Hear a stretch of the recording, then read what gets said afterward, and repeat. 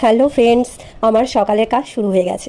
আমি সকাল সকাল সব ঘরটর ঝেড়ে এখন ঘর মোছামুছি করছি। এই সব ঘর মোছামুছি হয়ে গেলে আমি চলে যাব ছাদে। এই তো ছাদে চলে এসেছি। ছাদটা আগে ঝাড় দিয়ে নেই, কারণ প্রত্যেক দিন আমি ছাদ ঝাড় দিই। আমি এখন ছাদটা ঝাড় দিয়ে নিচ্ছি। দেখো কত নোংরা। আমার ছাদ ঝাড় দেওয়া হয়ে গেছে। ততক্ষণে জলের বালতিটা ভর্তি দিয়ে দিয়েছি, কারণ গাছে জল দিতে হবে। এই জল ভরতে ভরতে আমি ঠাকুর ঘরটাও মুছে নিই। ঠাকুর ঘরটা তো মোছা হয়ে গেল, এখন আমি চলে যাব গাছে জল দিতে। জল দেওয়া তো হয়ে গেল, এখন আমি যাব সিঁড়িগুলো মুছতে।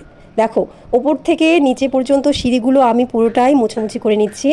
সিঁড়ি মোছার কাজ হয়ে গেলে আমি একদম মেন গেটে চলে যাচ্ছি। সেটা খুলতে হবে এবং বাইরেটাও আমাকে ঝাড় দিতে হবে। মেন গেটটা খুলে সেই জায়গাটা ঝাড় দিয়ে দেখো একটু জলও ছিটিয়ে দিয়েছি। এখন আমি যাব বাইরেটা ঝাড় দিতে, কারণ আমি প্রত্যেক দিন এই বাইরেটাও ঝাড় দিই, কারণ গাছের পাতা পড়ে থাকে রাস্তার মধ্যে, আমার একটুকু ভালো লাগে না, সেই জন্য আমি ঝাড় দিয়ে দিই। আমার ঘর ঝাড়া ও ঘর মোছামুছি কাজ কমপ্লিট। এখন আমি চলে যাব বাথরুমে।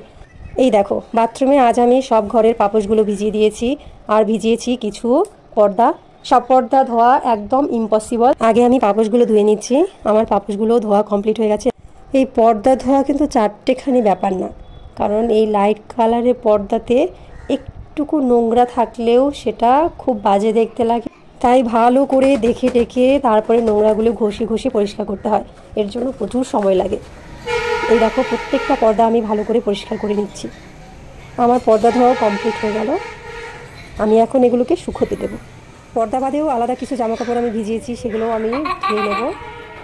জামাকাপড় ধোয়ার কাজও কমপ্লিট হয়ে গেছে। এই দেখো, আমার পর্দা এবং এই দুটো বারান্দাও কভার হয়ে গেছে জামা কাপড়ে। আজকে এত জামা কাপড় ধুতে হয়েছে। এইসব কাজ কমপ্লিট হয়ে গেলে আমি চলে গেছি স্নানে। স্নান থেকে বেরিয়ে আমি পূজাটাও দিয়ে দিয়েছি। দেখো, এখন তাহলে টাটা, বাই বাই।